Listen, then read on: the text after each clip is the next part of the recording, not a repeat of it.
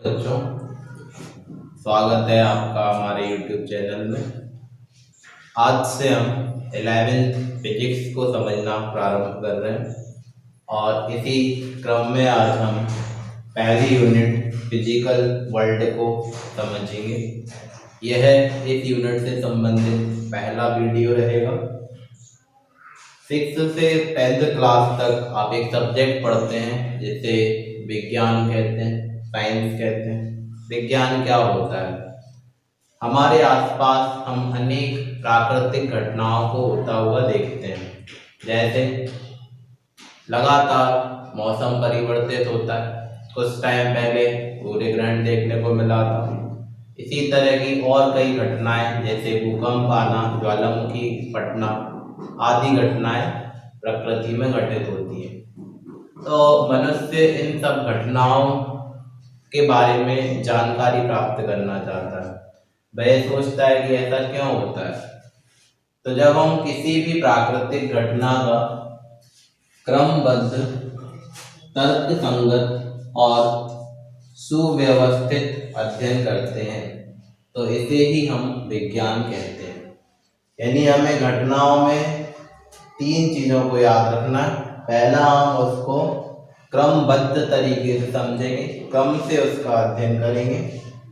दूसरा, तर्क संगत, यानी हमारे जो अध्ययन है या जो प्रयोग हम कर रहे हैं वो तर्कों पर खरे उतरना चाहिए।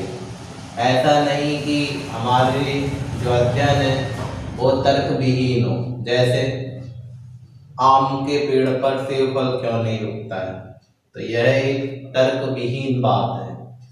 तर्क के साथ हमें बात प्रस्तुत करनी होती है। और तीसरा, जो घटनाएं हैं उनका हमें सुव्यवस्थित अध्ययन करना होता है। तो जब हम किसी घटना का क्रमबद्ध, तर्क संगत और सुव्यवस्थित अध्ययन करते हैं तो इसी को हम विज्ञान कहते हैं। विज्ञान के क्या उद्देश्य है?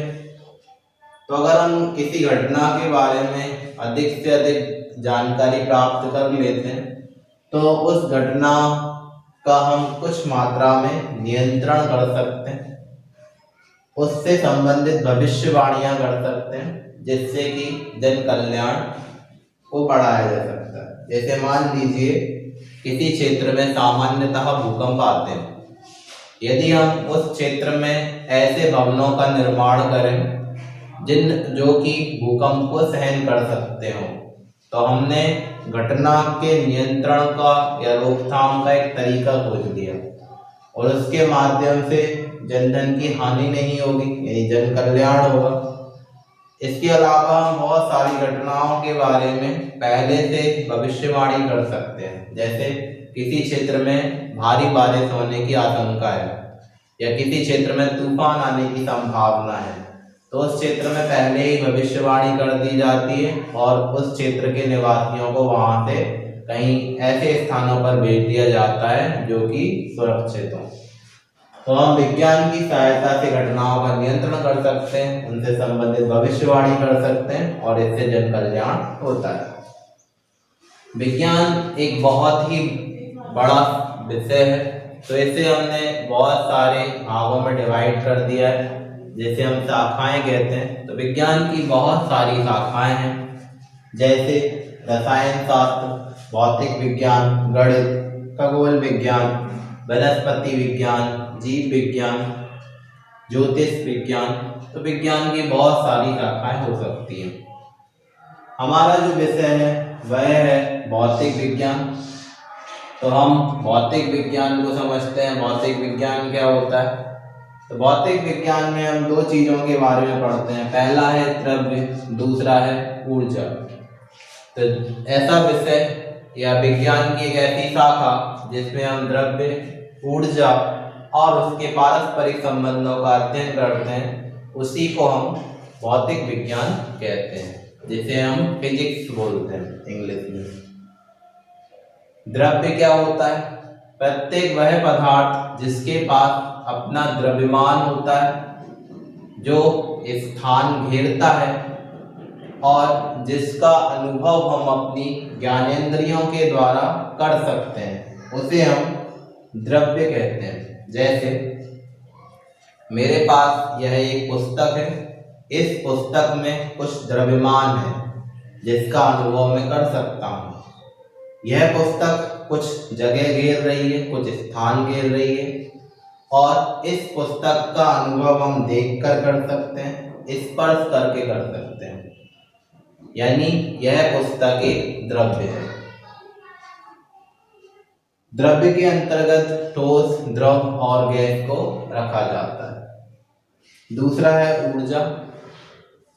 कुछ चीजें ऐसी हैं जिनके पास द्रव्यमान नहीं होता है, जो स्थान नहीं घेरती हैं, लेकिन फिर भी पूरे ब्रह्मांड में उनकी उपस्थिति है। तो ऐसी राशि को बोला जाता है ऊर्जा। जनरली हम इसको परिभाषा के तौर पर बोलते हैं, कार्य करने की क्षमता को ऊर्जा कहा जाता है। जैसे अगर मैं इस चौक से लिख रहा हूँ तो मांसपेशियों के द्वारा एक कार्य कर रहा है, यानी इस कार्य को करने में मेरी कुछ ना कुछ ऊर्जा खर्च हो रही है। और कोई उदाहरण ले सकते हैं, जैसे मान लीजिए कोई व्यक्ति एक वाहन चला रहा है, तो वाहन में ईंधन का उपयोग हो रहा है और ईंधन की सहायता से विद्युत बनाई जा रही है, तो वहां पर भी ऊर्जा खर्च हो रही है। प्रसिद्ध वैज्ञानिक आइंस्टीन ने द्रव्य यानी कि द्रव्यमान और ऊर्जा के मध्य एक संबंध स्थापित किया, जिसे हम द्रव्यमान ऊर्जा समीकरण कहते हैं। द्रव्यमान ऊर्जा समीकरण होता है E बराबर mc²। यहाँ पर E का मतलब है एनर्जी, ऊर्जा, m का मतलब है मास, द्रव्यमान, और c का मतलब है प्रकाश का वेग या प्रकाश की चाल। जो c है इसका मान विभिन्न प्रयोगों के द्वारा 3 × 10⁸ मीटर पर सेकंड निकाला गया है। यानी प्रकाश 1 सेकंड में 3 × 10⁸ मीटर इतनी ज्यादा दूरी तय कर लेता है। भौतिक विज्ञान को हमने सुविधा की दृष्टि से दो मुख्य शाखाओं में वर्गीकृत किया है। सन 1900 के पहले की जो भौतिकी है उसको हम बोलते हैं चिरसम्मत भौतिकी, या इंग्लिश में बोलते हैं क्लासिकल फिजिक्स। इसके अंतर्गत हम जनरली बड़े निकायों का अध्ययन करते हैं। दूसरी है आधुनिक भौतिकी। सन 1900 के बाद की जो फिजिक्स है उसे हम आधुनिक भौतिकी कहते हैं। इसमें जनरली हम बहुत छोटे छोटे निकायों या कणों का अध्ययन करते हैं। इसके अंतर्गत भी बहुत सारे ब्रांचेस हैं, जिनमें से कुछ के नाम लिखे गए, जैसे विद्युत, प्रकाशिकी, यांत्रिकी, चुंबक। आधुनिकी के अंतर्गत नाभिकीय, कण भौतिकी, इलेक्ट्रॉनिक्स, प्लाज्मा। इसके अलावा भी बहुत सारे इनके डिविजन्स किए जा सकते हैं।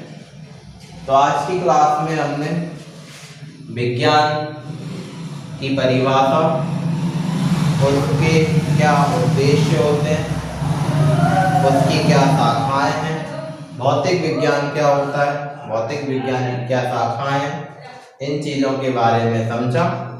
अगली क्लास में हम इसी यूनिट को आगे कंटिन्यू करेंगे। धन्यवाद।